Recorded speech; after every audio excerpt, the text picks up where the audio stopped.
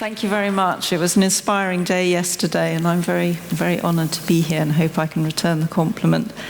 To start with the question, it's more, I think, what design can do, but what designers can do. And I think one of the really important things designers can do is show non-designers that the world is designed, and that the way things are, the way that things are made, and the way that they're made meaningful is always a political act. It's always a way someone has chosen.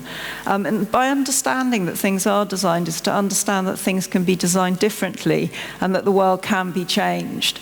And this was most poignantly and powerfully made evident to me when I was doing some research when we were working in Barking to make a new town centre, and I was having a conversation with a young man who was studying there who was about 19 years old, and he was absolutely incredulous that public space was even designed.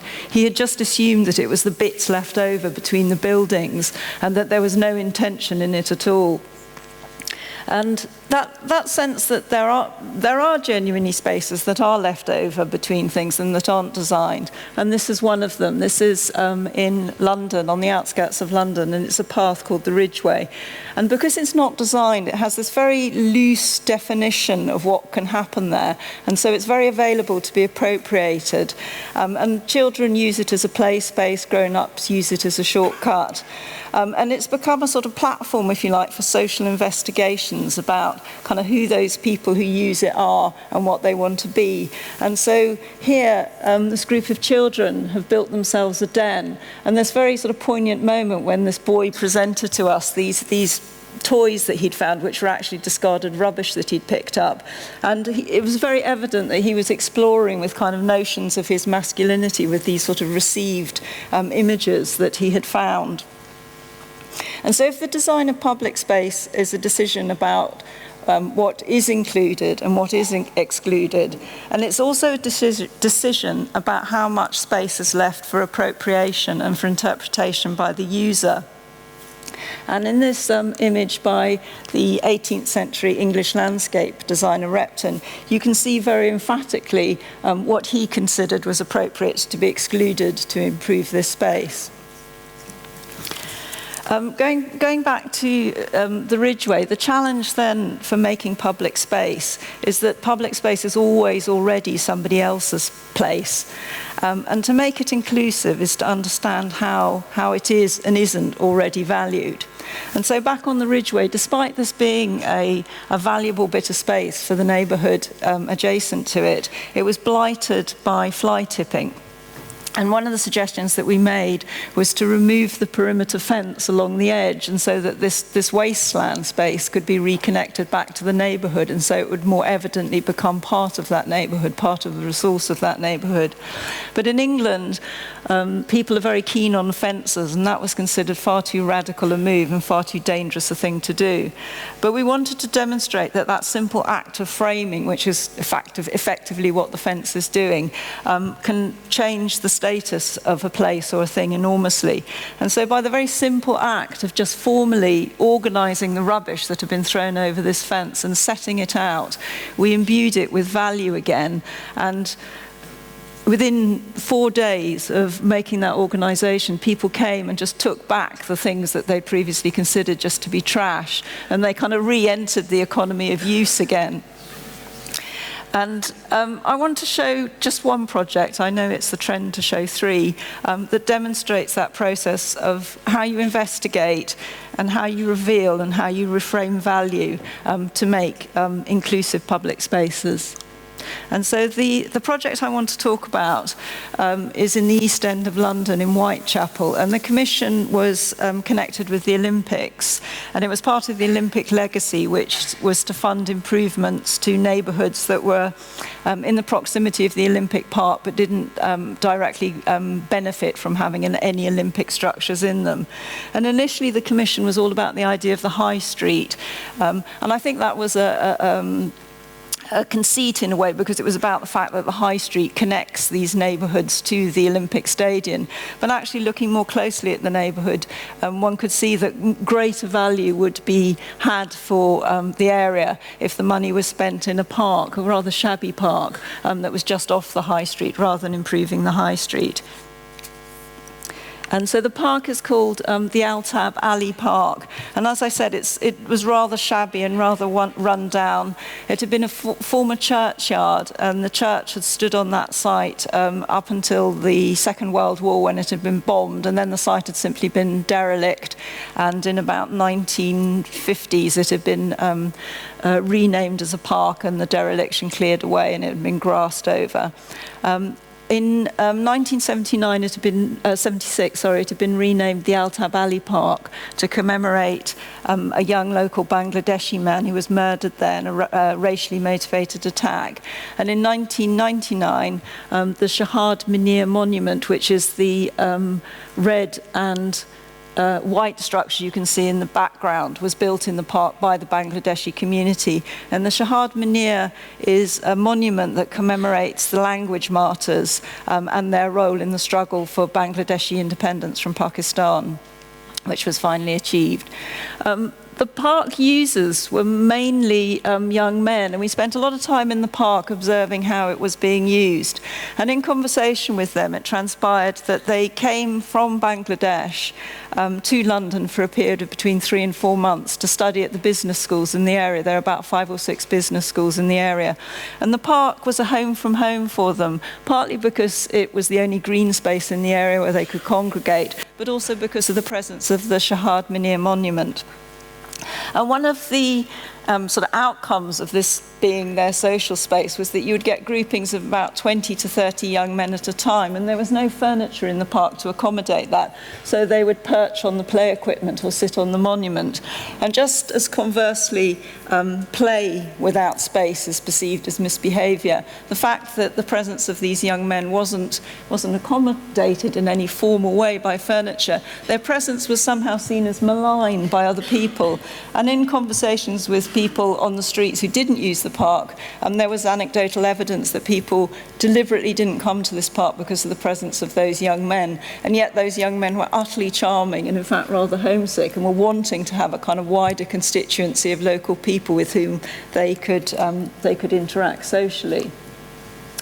The Whitechapel as an area, and this site in particular, has a long history of being a home from home for successive generations of immigrants from the 17th century Huguenots onwards. And this image on the left shows a view from outside the park wall looking into what was then the churchyard, with the church there. And on the side of the church is this massive banner in Hebrew text, which is advertising a Jewish holiday, and showing that even at that point there was this very strong overlaying of cultures between the Christian and the Jewish communities. And the slide on the right shows the procession through the park to celebrate Language Day to the Shahad Munir Monument, which is a very dynamic, secular and very political event for the Bangladeshi community. And so just as the wider area of Whitechapel, with its successive centuries of different cultural and religious influences on it, so the park was conceived as a matrix of those religious and cultural influences. And we proposed a design that would make a platform for the everyday activity of the park and support the presence of all those users, the existing and the potential. But the design would also be based on a knowledge of the past, not of just the park, but of the wider area. And so this shows the design in plan. And along the top edge is where the high street is. And the design moves were essentially very, very simple, which was to make a new east-west path through the park. So instead of walking along the very busy road along the pavement, you could just segue into the park and walk along the walkway and out the other side. And the footprint of the path traces the footprint of the last church that stood on the site, the 19th century church that stood on the site.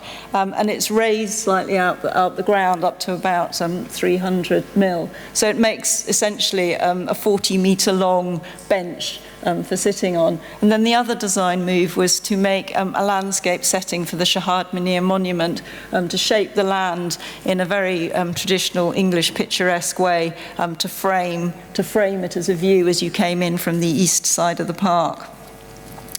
Having kind of made that first intuitive decision to kind of open up the access to the park, to open up the history of the park, and to open up the existing assets of the park.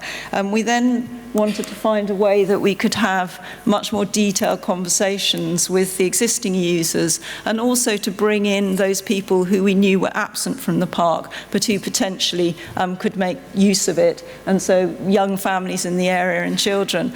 And so we made a relationship with the Museum of London, and we raised funds to turn the park into what we called an open-air museum.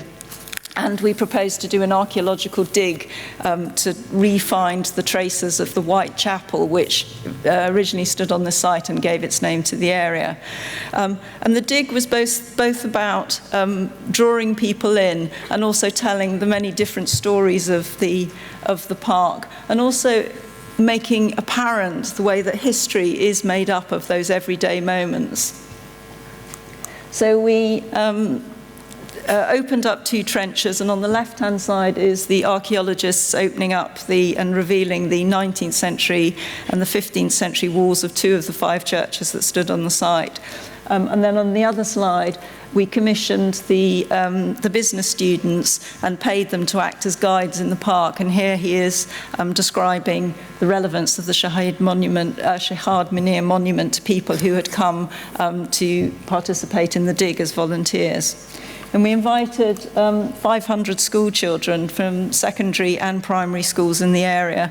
And so on the left is a child in one of the trenches, and on the right, the children took their finds out of the trenches, and they went through the whole archaeological process of then washing the finds, and then the archaeologists helped them to catalogue the finds.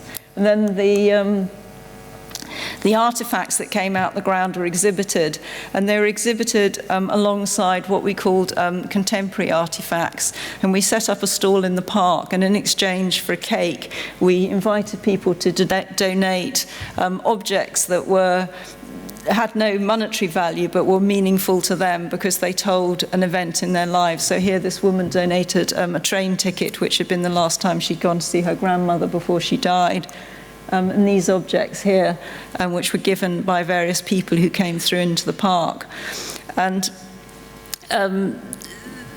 as I said, the exhibiting of the contemporary artifacts with their contemporary stories that told these vignettes about everyday life were exhibited alongside the artifacts that came out of the ground, and so began to tell the story of a place that's both historic and contemporary, and how contemporary lives actually shape the way that we understand a place as much as the history does.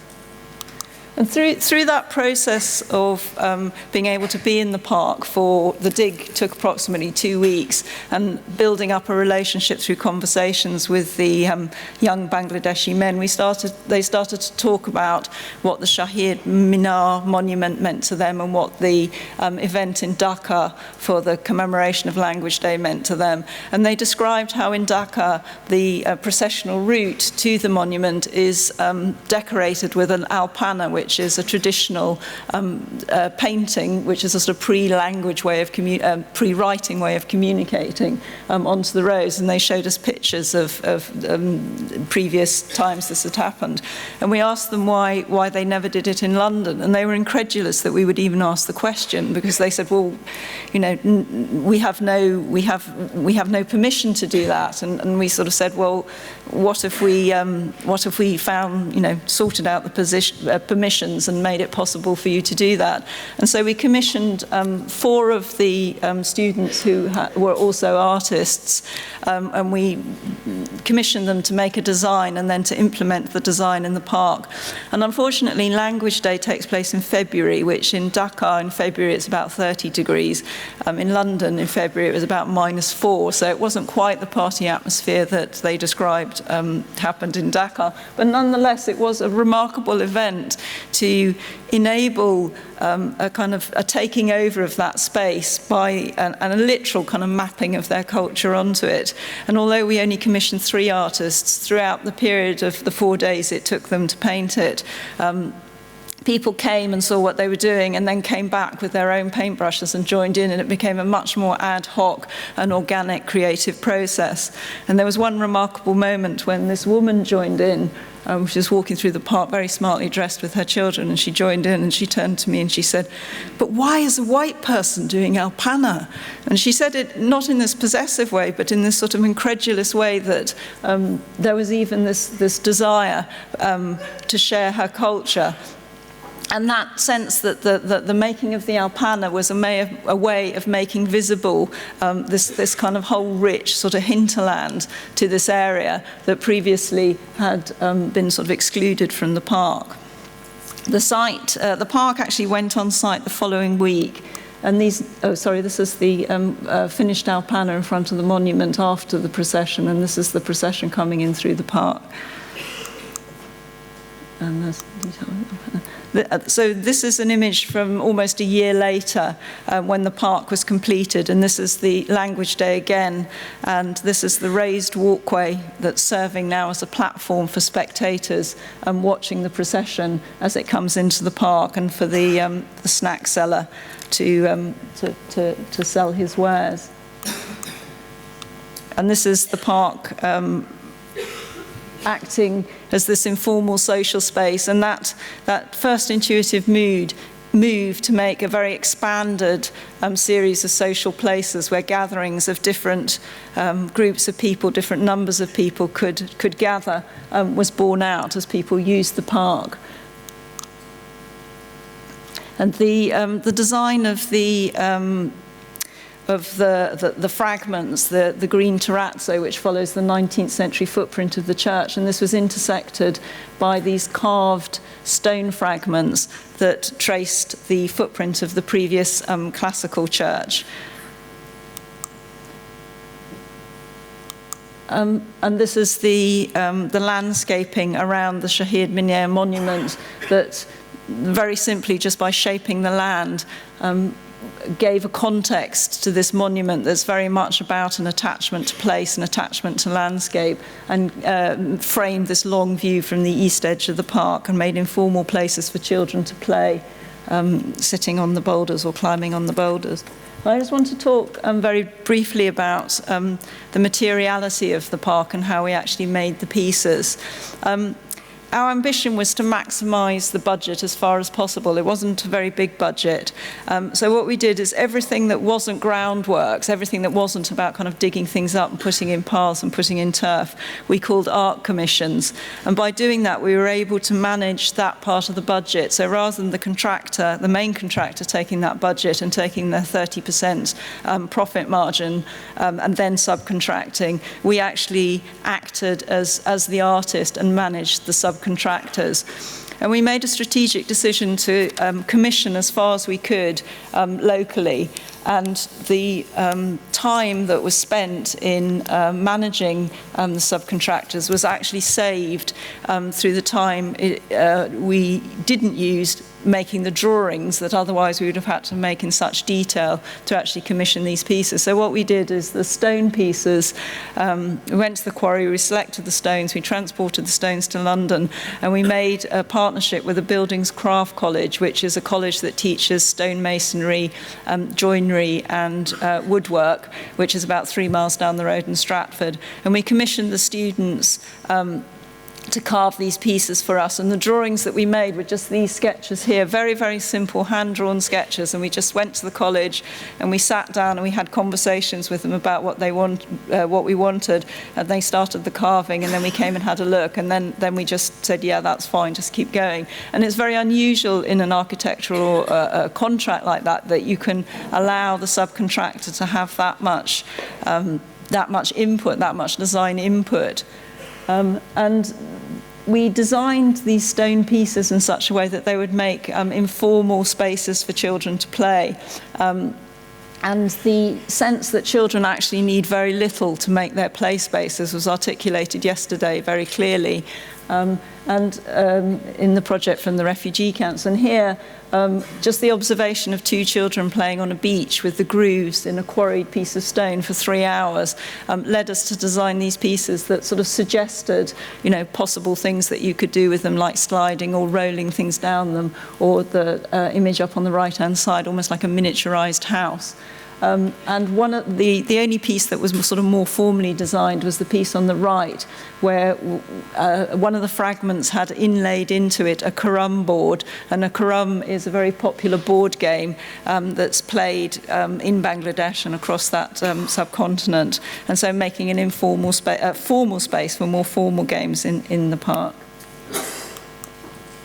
And the terrazzo was also commissioned locally, both the walkway and this piece here, which, in order to tell the story in the park of the park in a more formal way, we designed this sort of peculiar grave marker where the lectern has enamel plates that tells the story of Al-Tabali, that tells the story of the Shahid Minir, and tells the story of the previous churches that stood on the site.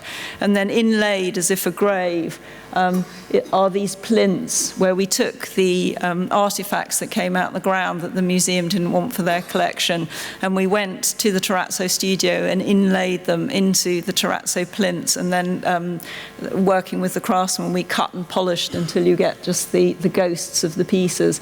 And the edges of the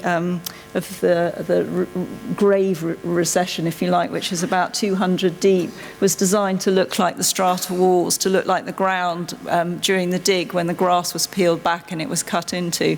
And so it, again, reconnects those children when they come back to see the park finished with those objects that they brought out the ground, so they have a real sense of that story of how they were part of exploring the history of the park and how their role in that exploration was actually manifest in the finished piece.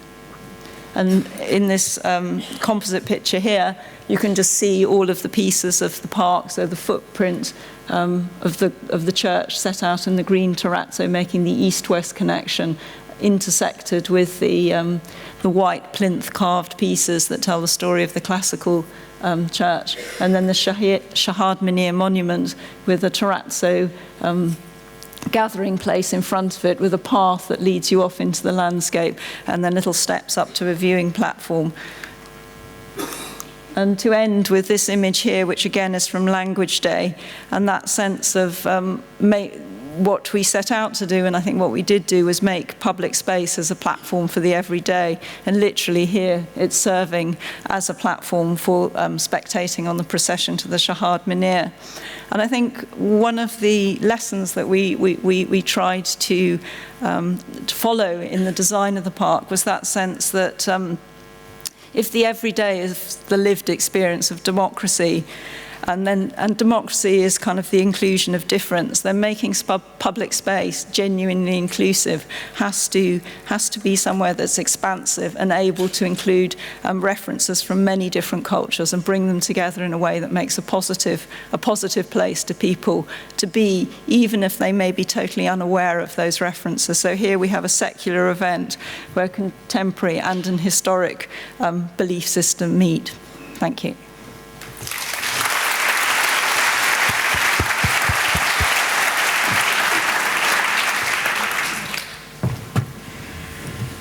Thank you. That was quite beautiful work, but I'm sure the audience and I also am very interested in how do you think and how do you know what has changed in these communities from the work, from the park being there? I think what's changed is a sense that those young men can go into the park and they have a place to be, and they can congregate without their presence being made to feel like they're kind of over-colonizing a space. So I think it's successful in that respect. You see children playing there now where you never did before. So there's a much more diverse set of park users, whereas before it was very monocultural. And I think the other thing that it did, the process, I think, because I still meet the painters that we worked with, and I think they were genuinely inspired to feel that they could be much more proactive in the way that they both thought about and actually inhabit space, that they don't have to wait to ask permission to do things. They can actually just, feel like they've got something to give and like they can just participate. do it. Yeah. And that's where you go back to this idea of democracy as an act that starts maybe from public space. You've been doing this work for some time. Can you tell us how is it different when you started? Do you feel like it's getting crowded? Like things are moving towards a direction you wished or you expected them to move towards? I think that I don't think it's getting crowded, and I think there's always work to do. I mean, it's kind of like the lesson goes on. I mean, you continually, I think, have to modulate public space in a way that's inclusive, and I think increasingly public space is being privatized, and sort of reclaiming it back and reclaiming territory for appropriation is really important. I think design. Sorry. Yeah. Can I jump into that question? Your office is actually quite old. You've been around. MUF architecture has been around for 20, 25 years. Not quite that old. Yeah. Got very good. And you've been doing these sort of social design, public space design for a long time. Yeah. And it seems like all of a sudden it's become dominant on the agenda. We've seen a lot of social. How does that make it easier for you? Are you happy with that development? How do you feel about that? Well, I'm very happy that there's a move towards making design more socially inclusive, but I don't think it gets any easier to do it. I mean, I think there are clients who are more informed, but I still think that one has to go through that process. The process remains the same, whether, What are the competences we can learn from you? What are the competences in this process that are really crucial? Close looking at the existing situation. I mean, I think the previous speaker was very inspirational, very clear in that you have to understand the territory within which you're operating, and you have to identify the values that already exist in that situation, and then also how to, what's missing as well, what you bring to that situation to make it more capable of being a larger, more inclusive platform. It seems like also there is attention to this idea of archaeology, of bringing things back, of having a connection with the past. That was very clear in both projects and very interesting. Can you just say a few words about that? Well, I think unless to make things meaningful, one has to begin by understanding how a thing has come to be what it is, and it's everything is intentional. Things just don't happen by accident, and so I think understanding the not just the material, not just the fabric, but also the sort of political frameworks within which fabric has come into being and how it carries meaning is really important if one is then going to go on to make new kinds of meaning through new kinds of spaces. Thank you. That was very nice. Thanks. Thank you.